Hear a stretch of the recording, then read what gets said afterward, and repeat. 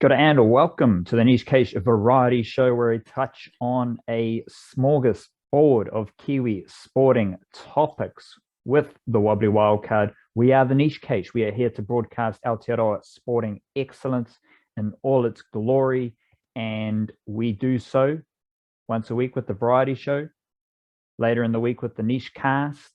We also write about Kiwi sports at the niche-case.com every Monday and Friday.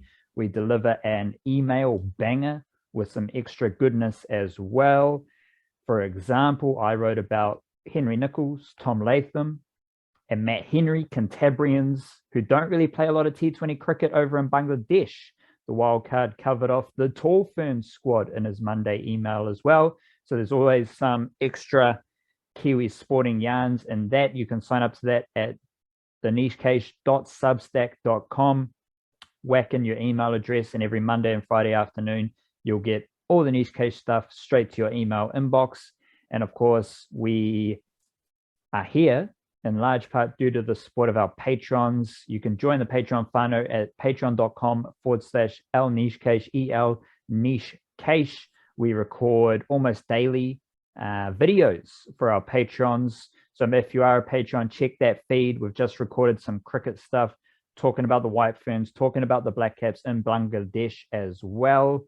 And if you're not a Patreon of the Niche Case, support us straight up the guts on Patreon, and you get a bit of a karma boostage as well as some extra content. There is only one way to start this show, Wobbly Wildcard, and that is with a dose of mindfulness. Today, it is the lawnmower catcher of mindfulness, where you mow the lawns and you catch all the grass in the catcher. What's in there from a mindfulness perspective? Oh, lawnmower catcher. Yeah, this is a nice generalized one, a nice count your blessings kind of one from Mr. Abraham Joshua Heschel, who says, "Just to be is a blessing. Just to live is holy." Ooh. What do you see as the difference there? What's the difference between a blessing and being holy? There's no difference. They're exactly the same thing, just two ways to say the same thing. Just to live is a blessing, to be is to be is a blessing, to live is holy. Doesn't matter which way around. They're both gifts, both gifts, and it's a sacred thing just to be born at all, I suppose. And the time that we have is precious and sacred and important. And it's always probably a healthy thing to remember that and not get clogged up with other things and smaller factors that don't override that one overwhelming importance. Yeah, I mean, if you're living, you're being, and if you're being, you're living. Yep. So shout out to yourself. Shout out to the lawn catcher of mindfulness, Wildcard. We start our sporting segment with a bit of a hot take, bit of a drama.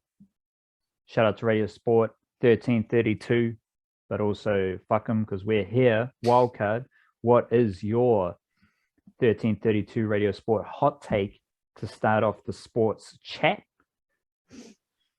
Right. Well, my hot take is that I've been writing about the Breakers and I've sort of getting in deep on what's been going on in their off season and many different things. Some of their signings have been interesting. Some of them have been a little bit curious. They're going down the whole next star thing again, not just once, but twice. One of their import spots has been used on a dude who's effectively a next star. So that's all very much in keeping with the way things have been going on. But the hot take that I have is I don't understand why Dan Shamir as coach is not under more pressure than he is. A sacking, no, like I'm not saying that. So I'm not saying he's a guy who should be like on the verge of losing his job or anything like that. Certainly not after the dramas that were out of his control over the last two seasons, especially last season, having to play, like I think a lot of the dramas of the first season were maybe out of his control, but definitely not out of the club's control. Certainly last season, having to play the entire thing almost. And Australia was obviously a massive handicap that no other team had to deal with to that extent. Having said that, 2 years, no playoffs.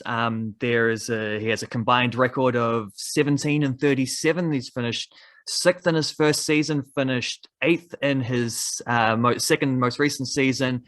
And yet not only is he not actually under any pressure whatsoever, but they've actually given him a new contract. They've extended him during this offseason.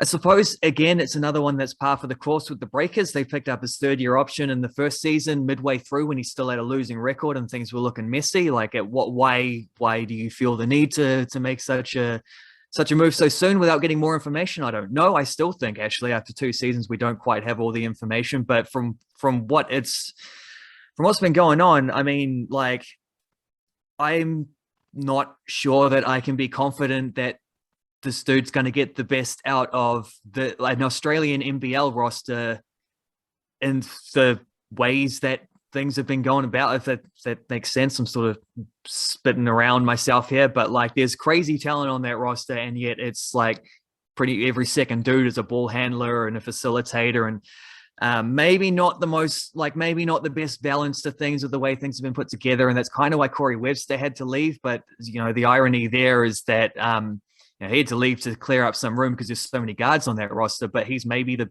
best of them as far as like being a jump shooter off the ball. So I don't exactly know what's going on there. I think there's a big risk with the Nixar stuff, with like Ousmane Dieng is one thing, but then also signing Hugo Besson as an import level player, but effectively a Knicks star.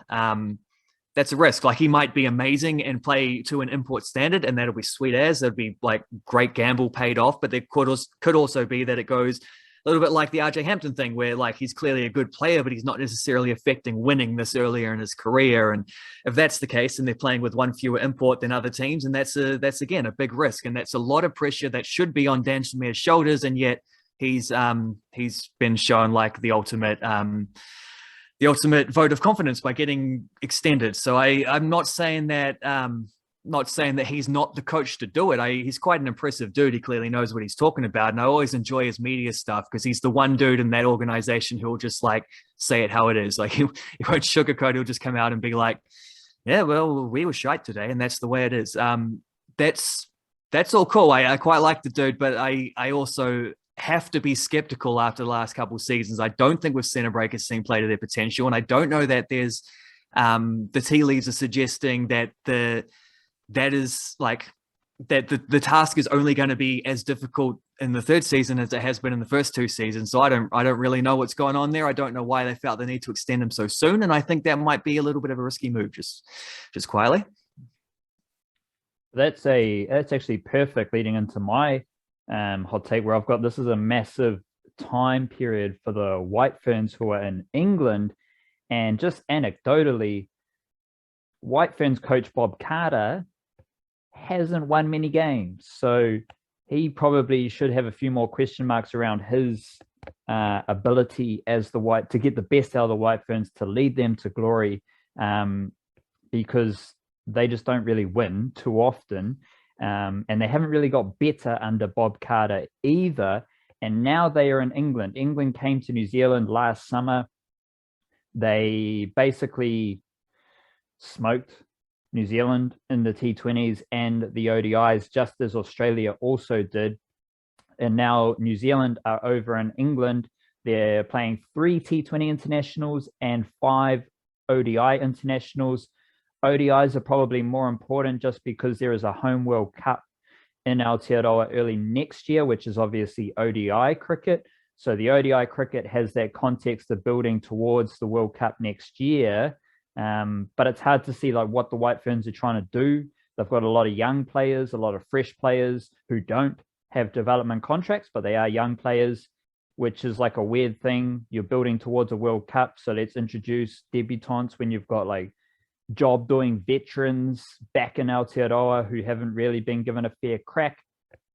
And all of this is going to be laid out in England. England are one of the best women's cricket teams in the world.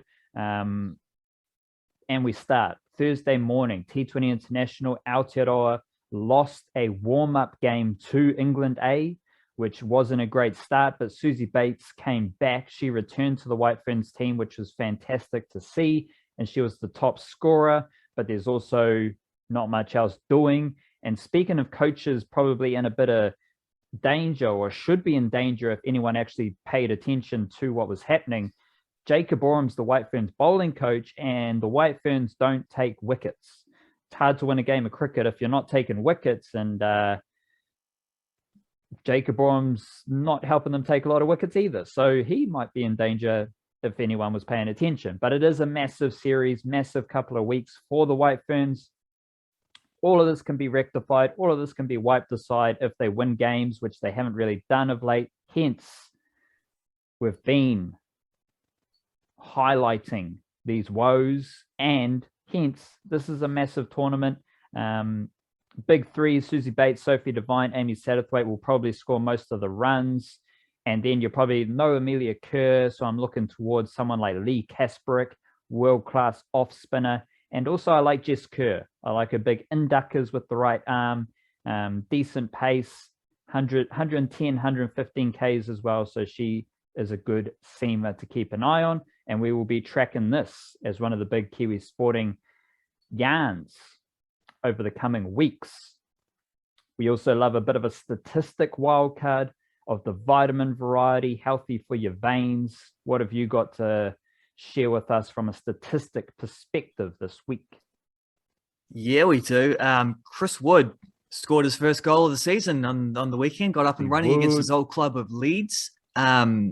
It was a little bit of a tiniest of touches. He said afterwards it's a good thing he didn't clip his toenails during the week, or else he might not have gotten that one. But yeah, up and running for the new season. That's sweet as. It was the 30,000th goal of the Premier League history. So this is going back to like 92 or whenever it was that they started the whole Premier League revolution thing.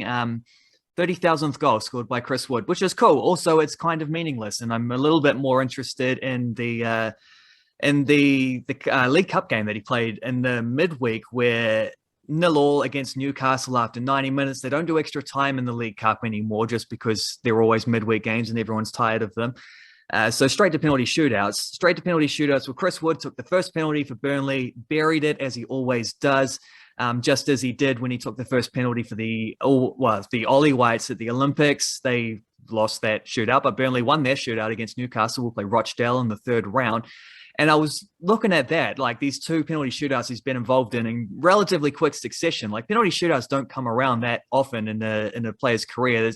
League play, there's never any. You've got to be playing international tournaments or cup competitions. And obviously you've got to be going deep in those to get the most opportunities, and getting out of the group stage and internationals just to have that opportunity, something Chris Wood wouldn't have ever experienced before that game against Japan. So that's got me thinking just like how good this guy is at penalties. And I remember thinking during the Ollie Whites game, like he steps up to take his kick, and I'm like, this dude's one of the best penalty takers in the world. If I'm going to be confident about anyone scoring here, it's Chris Wood. And then I thought, I just said he's one of the best penalty takers in the world. Should I have said that? Like, is he on a level with like Harry Kane and Lionel Messi or whoever? Like, is that maybe going a little bit too far? But I've done the research. I looked this up last week, and where are we here?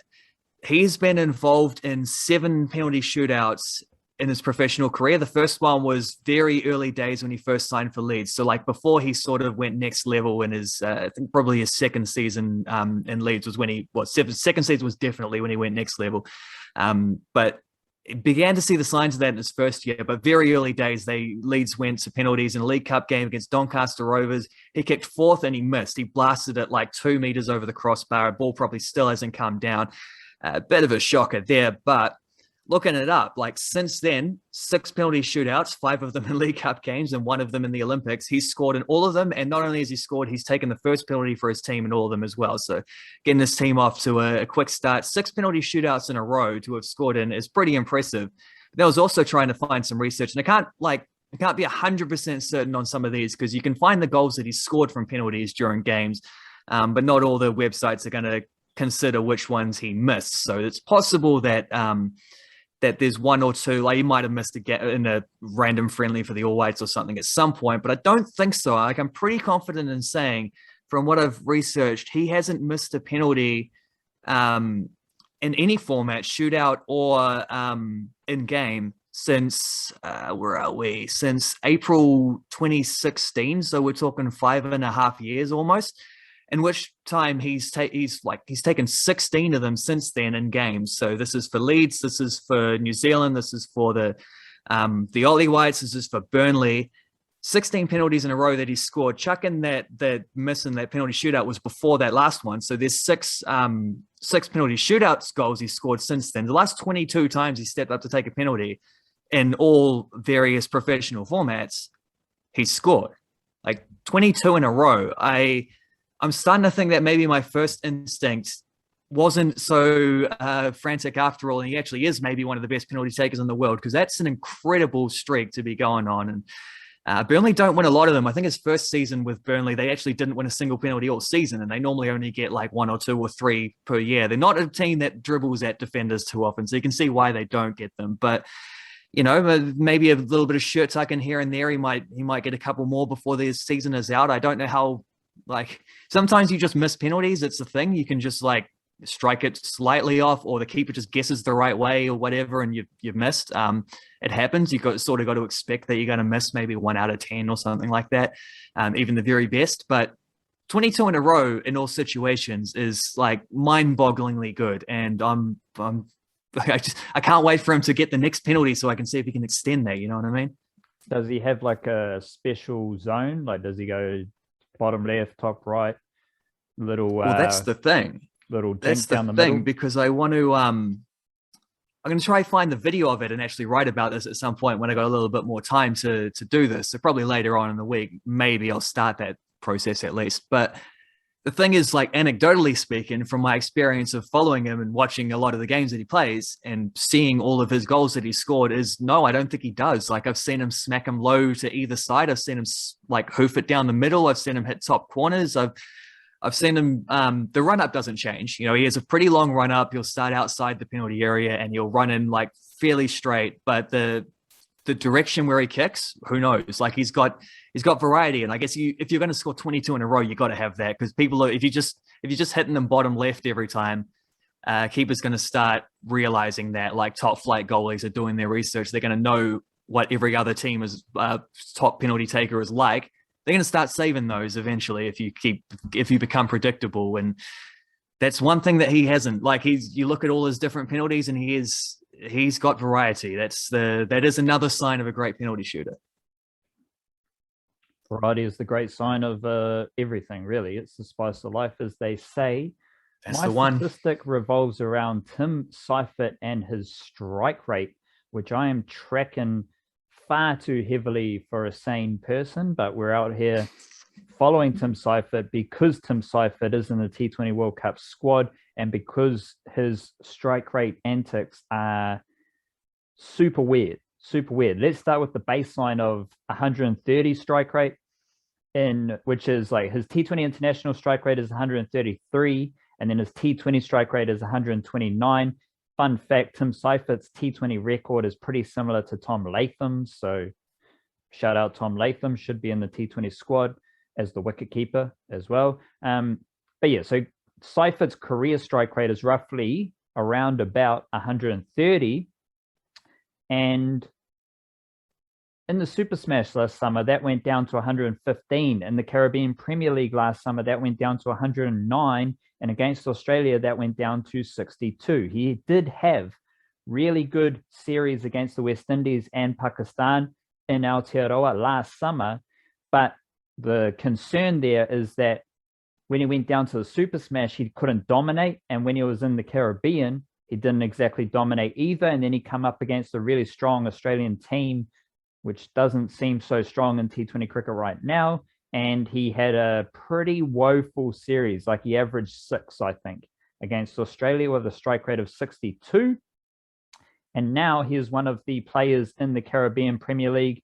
Colin Munro and Seifert are in the same Trinbago team. Glenn Phillips has made a shift from Jamaica to Barbados, which is it's one cool place to another. So shout out Glenn Phillips. And shout out to Glenn Phillips because he is the flip side of Tim Seifert.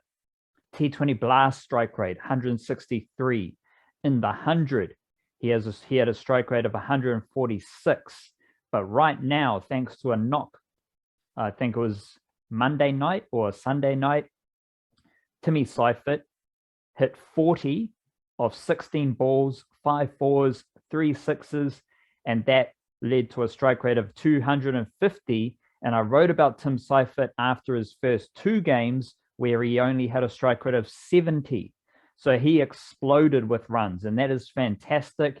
And right now, Seifert and Phillips both have CPL strike rates, Caribbean Premier League strike rates of 111 after 3 games. So they are mirroring each other right now. They have both had a decent knock. Phillips has a 56 not out. Seifert has a 40 not out. That ginormous knock on Sunday evening. And I am tracking Seifert's strike rate now throughout the CPL because it is one of the most interesting yarns. He will go to the IPL after the CPL, and then he'll be part of the Black Caps T20 squad, where most people would assume that Seifert will play as the leading wicket keeper. He did have the dub K next to his name in the squad announcement, but hold that thought. I'll ask you about that later. Wild card. But it is interesting, just tracking Tim Seifert's strike rate. He caught our attention as a free-flowing T20 white ball batsman, and he has a lot of shots, as this recent CPL knock showed. And it's just really interesting because when he has dropped down to lower levels of T20 cricket, that strike rate hasn't been in alignment with his best work. And now the Black Caps really need Seifert firing at his best to be a real factor at the T20 World Cup, I reckon. So I am tracking Seifert's strike rate. Started off slow in the CPL, but had a big boost recently, and we'll keep an eye on that moving forward. Let's go deep into the mangroves here, wildcard, where we get way too nerdy on a Kiwi sporting topic. The last few episodes, we have done a lot of Flying Kiwis and Kiwi NRL, which is a fantastic time for both. And I think that's where we're going to be again, deep in the mangroves, where we do lose a few jandals. Yeah, we've gone so deep that we're still out there. We haven't come back in yet. Because this is for me all about Flying Kiwis transfer season, which is a drum I've been beating on for since the Olympics, basically. Because you had you've got the general transfer window, which closes in 10 a.m. Wednesday morning New Zealand time, I think. In most countries, a couple countries have an extra day or so, and loan transfers within the same nation can normally go on for a few days afterwards. But because you had the Euros, you had the Copa America, you had the Olympics, you had a lot of these international tournaments getting in the way where players are off, can't do medicals, traveling is hard at the moment anyway. So what you kind of get is there were quite a few transfers that were done nice and early. The clever teams getting in ahead of things, so they had everyone ready for preseason. And then there's quite a few transfers that are happening in this condensed little month or so since the Olympics, since the end of all those competitions going on. So I was expecting a busy month of August, and with 1 day left, it's been exactly that. I'll just no need to get all the different colors and paintbrushes out here. I'm just going to list them all. Claudia Bunge on August 5th re-signed actually with Melbourne Victory, defending champs of the W League. On the same day, Emma Rolston signed with Anja Bjornar in Norway. Already scored a couple goals for them, she has. August 6th, Liz Anton re-signs with Perth Glory. August 7th, an Elite signs with West Ham United. August 10th, Gianni Stensness to Viking FK, linking up with Joe Bell, at least for now. Made his debut alongside Joe Bell on the weekend. Logan Rogerson was loaned to FC Haka on August 13th. Paige Satchel signed with Sydney FC, so switching from Canberra there on August 13th as well. Following day, August 14th, Olivia Chance signs with Celtic. Joey Champness with Giresunspor, I think I have no idea how to say it. My Turkish isn't quite up to standard, but August 18th, that one happened. August 19th, Rebecca Stott re-signs with Melbourne City, making her return after recovering from a cancer diagnosis. Hannah Wilkinson is going to play alongside her. August 25th, that was decided that she'd be joining Melbourne City. August 26th, a day later, Katie Root signs with Southampton. So Katie Root moving from Lewis FC. She was playing at most recently. She's now at Southampton. And then August 27th, Matty Garbett signs with Torino, and he goes into their, in fact, he's already played once for their under-19s team. That's with a day to go. And this is where we stay deep in the mangroves, because there's obviously been a lot of talk about Joe Bell. He's been linked with a move to Barnsley. At least one, like there was a bid that's been rejected from Barnsley. Just editorializing here, definitely a low ball offer. I thought they could have at least doubled or not tripled what they were offering initially, which was about £500,000, I think.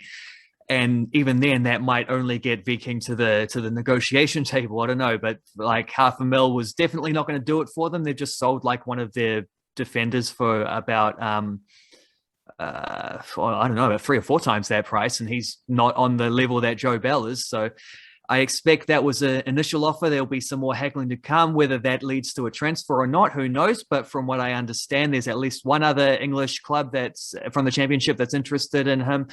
There had been talk about Premier League clubs, lower mid-table, that were curious about him while he was playing at the Olympics. Those kind of reports were coming out. There's news out in Norway that scouts from Denmark, Germany, and Netherlands were all watching him play on the weekend, where he scored an absolute screamer of a goal in what might be his last game for Viking as well. So if that doesn't impress them, nothing will. So there's a day to come, and by the time this podcast comes out, well, no, this podcast will be out before anyone wakes up in Norway on the final day of the transfer window. But better be listening within a day or so, because this could be this could be the main focus of the deadline day from a Flying Kiwis perspective. Other things to keep an eye out on. Aaron Naylor doesn't have a contract at the moment. Football Fern's starting goalkeeper. My suspicion is that she might play W League, which has still got a couple months before that starts. So I don't know if we'll see anything from her on short term, but who knows? Like maybe she will go back to Europe. She's played in a couple different countries there, so there's definitely some ins. Who else might be available? Winston Reed is an interesting one because he's injured still at the moment from the Olympics. West Ham just signed Kurt Zuma from Chelsea, so that pushes him even further down the pecking order for centre backs. There was a bit of hope that maybe because they're playing Europa League this season, there might be some room, like they need a bit more squad rotation that might bring him into the unit again. I don't know. I suspect maybe a loan out to the Championship might be the best idea, and they've still got time to do that. It doesn't have to be done by deadline day for a loan deal. So he's just got to get fit before anything can happen there. It might be that if he's going to be out for another month or something, it might be he doesn't get to go anywhere until till January, and he just has to sort of like pack it up at West Ham and hang about and train and hope that there's enough injuries that he gets a game. Who knows? Libby Kikache might be a possibility on the last day. I suspect maybe for at least a few, I don't think anything really would happen there before January, but at the soonest, probably next summer. I do think they would want to sell him because they're that type of club that likes to bring players in cheap and sell them and make money that way. A lot of the Belgian clubs are. It's quite a clever league in the way that goes, but who knows how that's going to... I don't expect it, but it could be something. And then obviously, like for all we know, there might be some fella or lady domestically who's just got like a big move to Europe lined up that's been kept secret, hush hush over the last couple of weeks, and no one knew about, and it'll be a big unexpected announcement. You never know how these things go, but there's definitely a lot of funk over the last 24 hours of the transfer window, and I'm hoping for at least one more to add to that big long list of Flying Kiwis transfer season stuff.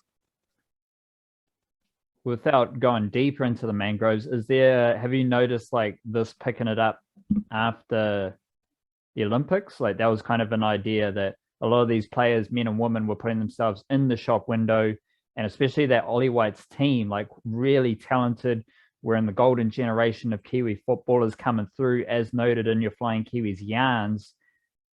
I don't think it's like, are you seeing that this is a boost from the Olympics? It's more just talent-wise, but is that kind of a suspicion of yours that a lot of these players were in the Olympics and did perform pretty well, and that's helping them now? Like, to counter that, just thinking through it, we are seeing some phenomenal performances like Joe Bell, like the goals these dudes are scoring are catching the attention of different scouts as well. So do you have a suspicion that it is based off the Olympics, or it's just more these players are confident off the Olympics, now performing for their respective clubs and commanding that attention?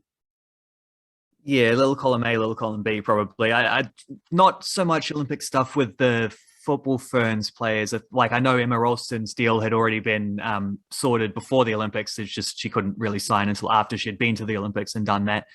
I expect Annalise would have been able to get that opportunity whether she had played a game at the Olympics or not. Same deal with anyone who's playing W League.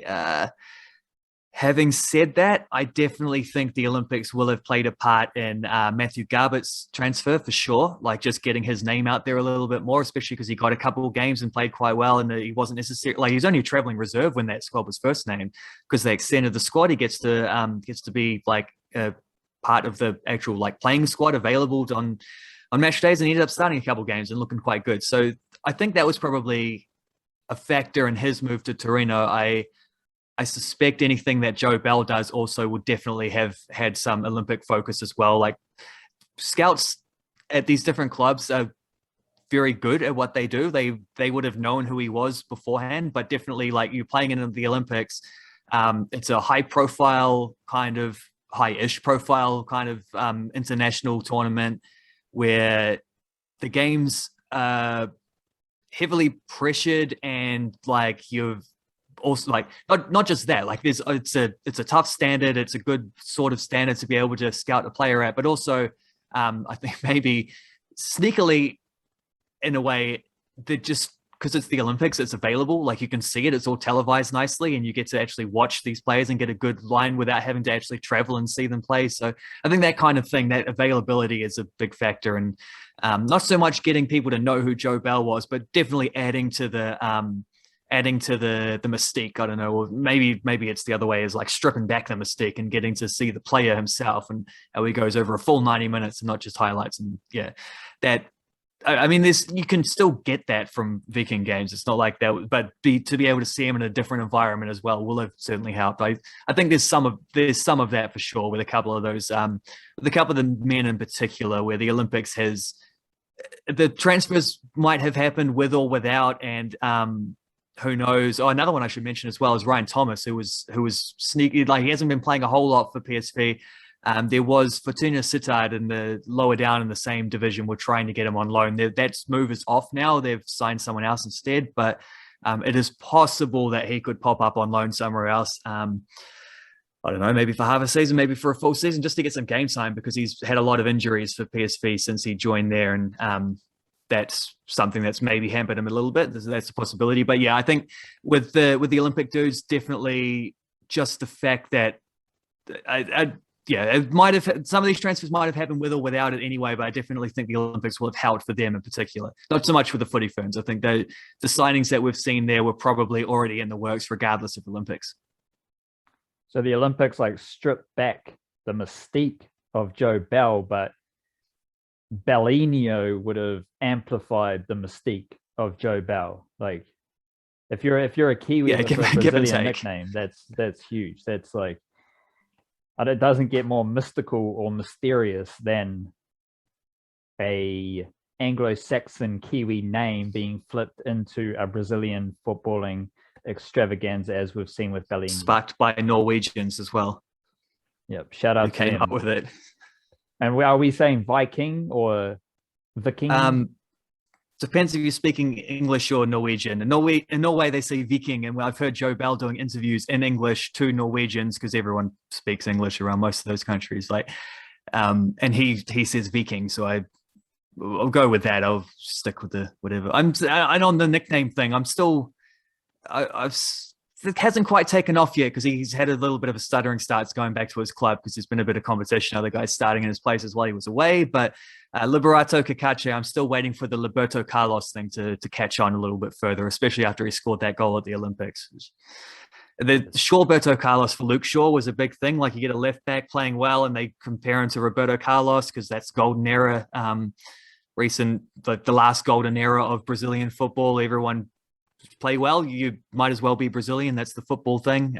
Speaking of mystiques, Shawberto Carlos is just objectively a worse nickname than Liberto Carlos, which is actually part of his name a little bit more flowingly. The first names match up better. I'm just waiting for that one to catch a bit of steam.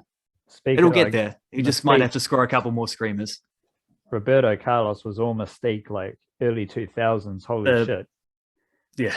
The biggest thighs in the history of football.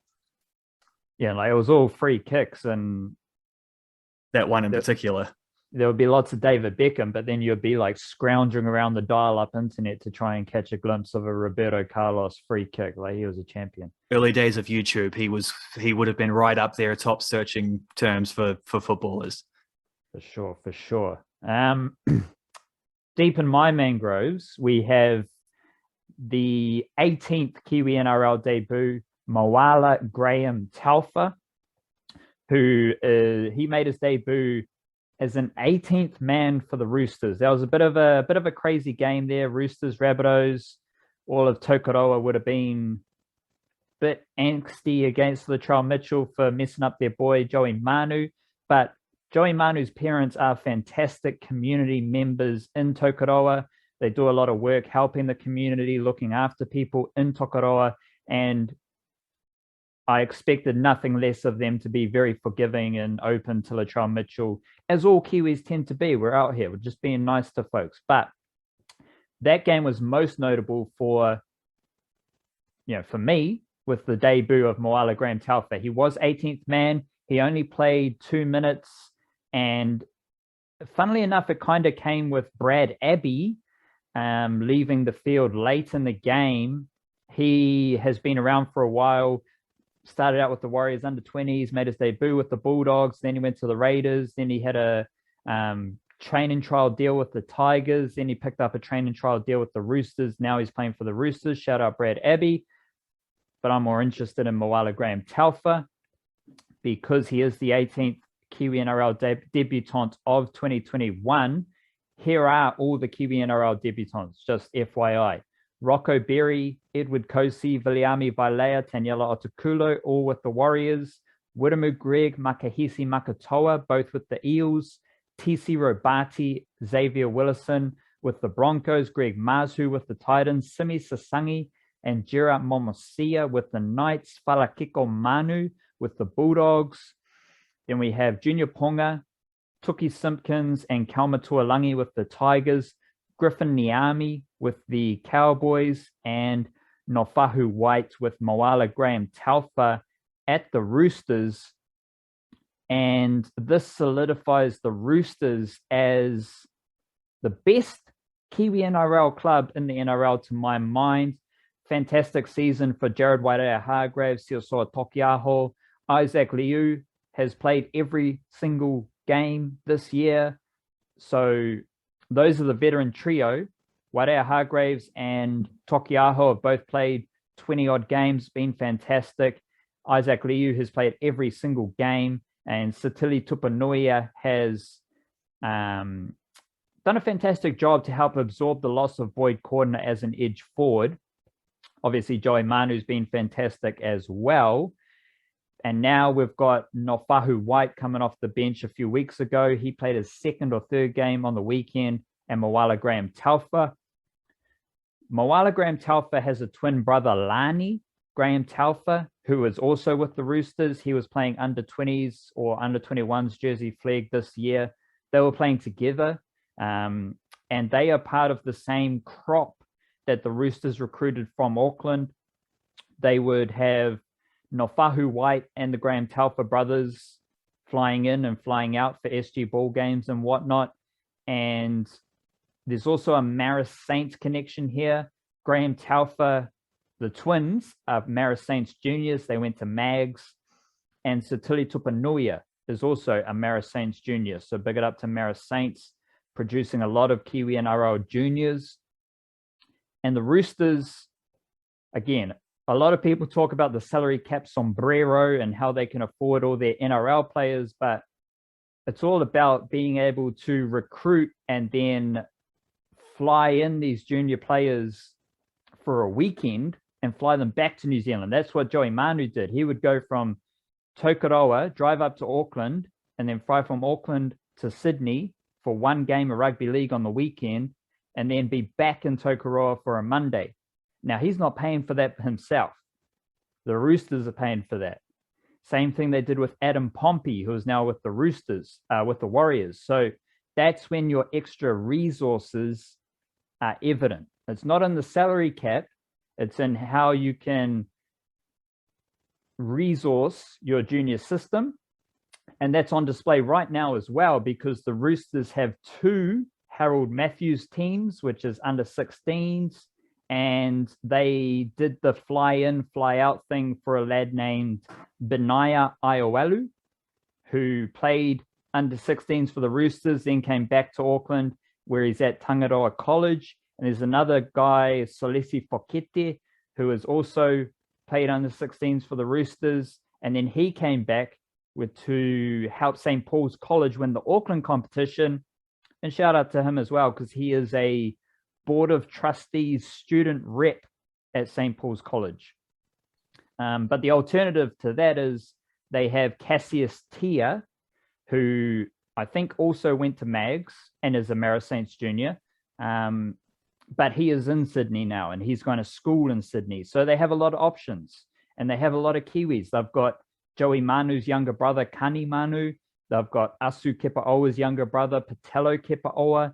And they have Brad Abbey's younger brother, Keenan Abbey. There's also a dude by the name of Bailey Bentley Harpe, who is from Northland, and he has been in the Roosters system for a long time. So the Roosters are the best Kiwi NRL club because they have the top end talent, and they also use their extra resource to have the biggest presence in recruiting from Aotearoa. And when you think about like why it's silly to expect the Warriors to have all of New Zealand as their backyard of talent. Well, the Graham Telfer twins and Nofahu White and Bailey Bentley Harpe, they are Roosters juniors when they are in Auckland.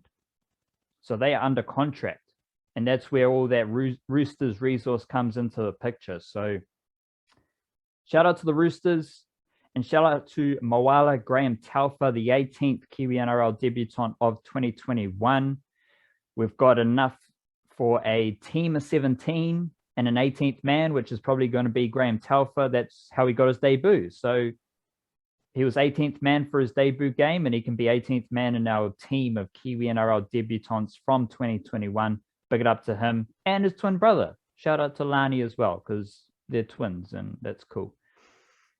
Question time here, Wildcard. I think we've got a bit of a cricket theme here, and I alluded to this with Tim Seifert earlier.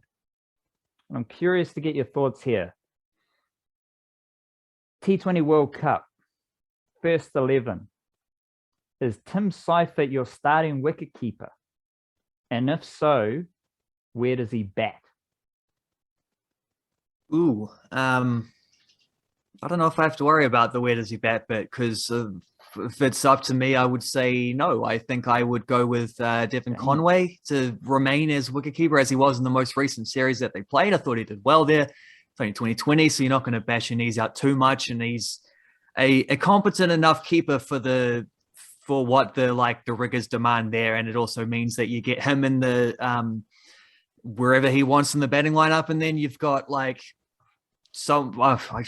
maybe a slightly more reliable player than Tim Seifert. I don't know, but Tim Seifert has had his moments and as a black cap. I think mostly all in home games, which is a factor as well. But I suspect he will be for the T20 World Cup, just because I don't know if he'd be there otherwise if he wasn't going to be the starting wicketkeeper. In which case, I think.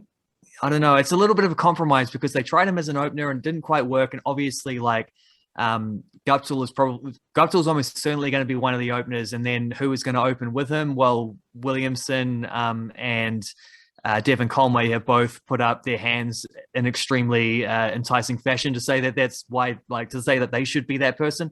Whoever isn't will probably be batting third. Glenn Phillips presumably batting fourth. Which case I don't see Seifert batting any higher than 5, maybe 6. I don't know if you want maybe to get the left-handed Jimmy Neesham up to 5 or something like that, or maybe you want Neesham and Mitchell and then you do something funky there. I don't know. That might be a thing you can only really do if you don't pick Seifert, though, if one of the top 4 keeps. So I think if he plays, he'd have to bat at 5 or 6, and his role would be the closer. Like him and Jimmy Neesham would be the dudes who come in at the end, hit some sixes towards the end, just like he did in the CPL the other day. Whether that's feasible, I don't know. Whether that's the best option for the Black Caps, I suspect not. But yeah, if it was up to me, I'd be telling Devon Conway to just sneak in an extra hour and wicket keeping practice before each game and leave it at that. And it doesn't have to be anything worse than that. He knows what he's doing, and I think that's probably the best way to do it. Free up that spot for an extra bowling option in the middle, but we'll see how that goes. The lower Cypher bats, the more important his strike rate is as well, which is sure. Goes back to the statistic thing. Like if he's batting 5 or 6 or 7, whatever, if it is like a pure finishing role, he's got to be smacking at 150 to have a big impact. So, and don't expect Glenn Phillips to be the wicketkeeper. He's bowling off spin, baby. He is bowling off spin. 100%. And I wouldn't necessarily give it to him anyway because he does have a funky knee. We've seen it.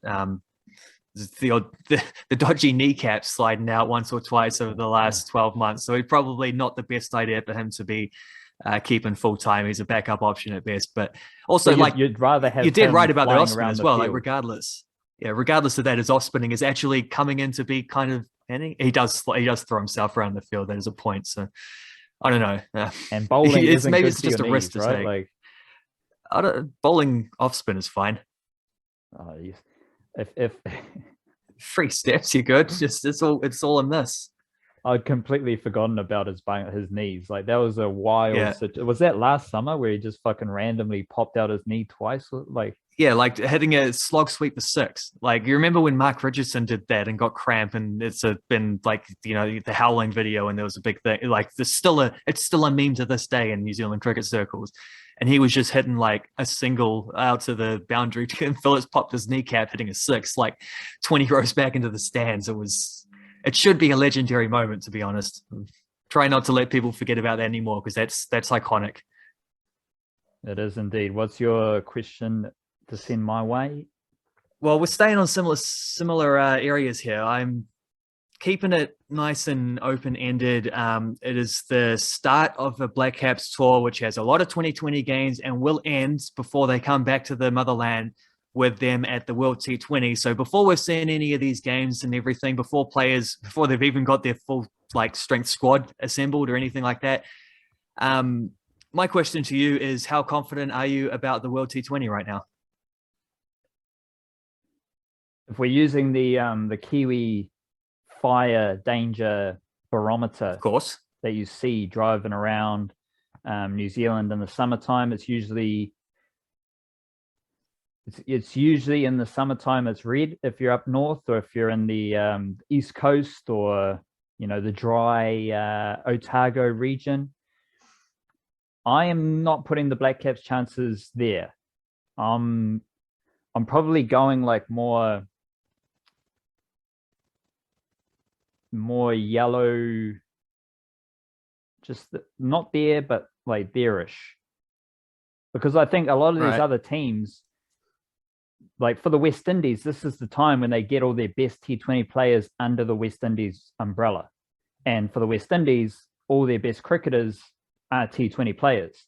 And for a lot of teams around the world, this is a time when you focus your energy on collecting the best players who play in all the T20 leagues under the national umbrella. I think about Australia, and they've got like Dan Christian has come back, and he's exclusively played T20 cricket over the last few years, and they need T20 players, so they are selecting specialists. And I think that is not only is that different to New Zealand, who the selectors pay no attention to T20 leagues around the world, or else Colin Munro will probably be in the squad. Like, it's different to New Zealand, and they also kind of have better players who are T20 centric as well. But I'm also excited about the New Zealand chances. They've got the skill, they've got the experience, tournament structure, adapting, learning, growing, all that stuff. So I am positive, but it's like a dangerous fire area in New Zealand in like autumn. Like, it's not red hot danger, but the danger's still there. and you certainly don't want to be throwing a lit match on the ground. The ground's still a bit dry. Yeah, a couple of weeks of sunshine and it might slide up from here to here or something. You're saying that's probably a similar area to where I'd have it as well. Sort of maybe what would you say, like a third of the way along, maybe. I'd probably have it somewhere in that sort of, and it also depends on expectations of what we're saying. Like if this is about, I'm thinking of it not so much on the Black Caps' chances of winning, which would obviously be a lot lower than 33%. I'm thinking more of their chances of being a competitive team who has an opportunity to win, which is the only thing you can really ask for going into a tournament. So, there is scope for that to slide up as this tour progresses. But right now, I haven't seen enough stability from the Black Caps as a 2020 team to be any more confident than you are at this point. And as we saw with the ODI World Cup, as we saw with the Test Championship, the Black Caps made the final of the World Cup and won the Test Championship by just gritting their teeth and clawing their way through everything. They don't dominate. They don't like score 300 runs in an ODI World Cup every single game and blow away their opponents. No, they just do what they need to do to win. And Test cricket, they just won the test they needed to win, found themselves in the best possible scenario, and played good cricket in the final. They don't dominate. They just do their best and roll through a tournament and just win every game, or just focus on the moment under Kane Williamson. And I think maybe that tournament stuff counters the conditions, the UAE conditions where Martin Guptill sucks and just shit like that. So interesting to see what happens. Musical selection. I just want to highlight the Fat Freddy's Drop new album, Wide Oar. Pretty cool. Got to listen to it a bit more. And there's also, if you're an underground hip hop head, there is a collaboration between a guy named Flea Lord, Flee Lord, and Rock Marciano. Rock Marciano does all the production. Flea Lord raps all over it. Pretty good for the hip hop heads. And if you are interested, TDE, Top Dog Entertainment, just released 2 new artists. They've got Carl Banks, who is a producer. He's got a mixtape out, which is just like some remixed instrumentals. Pretty cool. Good background music. And there's another rapper, Ray Vaughn, who I think is from LA as well. Pretty stock standard. But if you are interested in TDE, they've got some new artists coming out there. Otherwise, Fat Freddy's Drop new album and Flea Lord and Rock Marciano working together for the real underground hip hop heads. What have you got, Wildcard? Well, check out a little bit of Sturgill Simpson, who has a new one called The Ballad of Dude and Juanita, which is very much like, this is his version of Willie Nelson's Red-Headed Stranger. Like, it's a concept album, story start to finish, songs that paint little pictures, each one sort of progressing a plot along. Short and sharp, but good fun. Musically, like, really interesting. Like, his funky little, like, the ways they're able to get the instrumentation to play into the tale, like, to advance the story as well, is kind of creative and clever, and almost like touches on, like, radio play kind of areas at times, which is good listen. Sturgill Simpson never disappoints. And then the other one I'll mention is the new Lord album, which we haven't talked about yet. Have you had a listen to that one yet? I'm going to go directly against what I said a few weeks ago, and I'm being bored by a lot of music right now. So I've heard a few songs and they all sounded the same, which is like what I said about the Ray Vaughn dude from TDE. Like, a lot of the rappers just sound the same, and it's all about like trying to find a new exciting kind of sound. So no, I haven't listened to it in full. Maybe you've got something that could change my mind.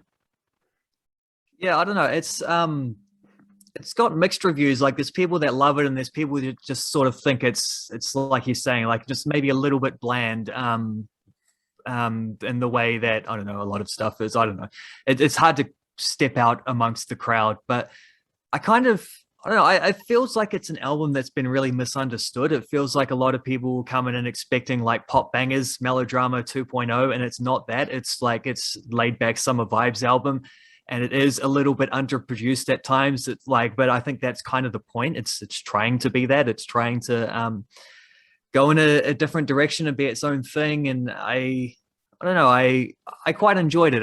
I liked it from start to finish. There are a couple songs I prefer. There's typically clever writing along the ways, and I think, yeah, I just think, I feel like people have, like, a lot of the negative reviews have been judging it on things that they had, like expectations they had coming into the album. Whereas if you listen to it with a fresh slate, you get more of an idea of what it was intended to be, if that makes sense. I think it's very easy to be disappointed by something because it's not what you wanted it to be, but it's not, like, I'm sorry that like Lorde didn't make an album specifically for you. She kind of made one for herself and what she intended to say creatively. And if you listen to it from that point of view, I think it makes a lot more sense and it plays a lot better. I really liked it. I found it quite, I don't know, I found it quite enjoyable. Definitely not like trying to hit the same scale as the previous one or even the previous two, but it's like that's on purpose is the whole point. Maybe one to let simmer into the spring Yeah. and into the summer. Like I reckon it will be like that. I think it'll be an album that people will come back around to. People particularly who didn't like it as much the first time. It feels like a sleeper like that. Well, it was like a summer release for the USA, but it was a winter release here in New Zealand as well. So like right now I'm just into some gritty gangster rap, like just get me into the winter vibes, and we'll loosen up going into spring and summer. That's the variety show for this week. We'll be back later in the week with an episode of the Niche Cast, so stay tuned for that. Otherwise, big it up to yourself. Kia kaha, chur chur.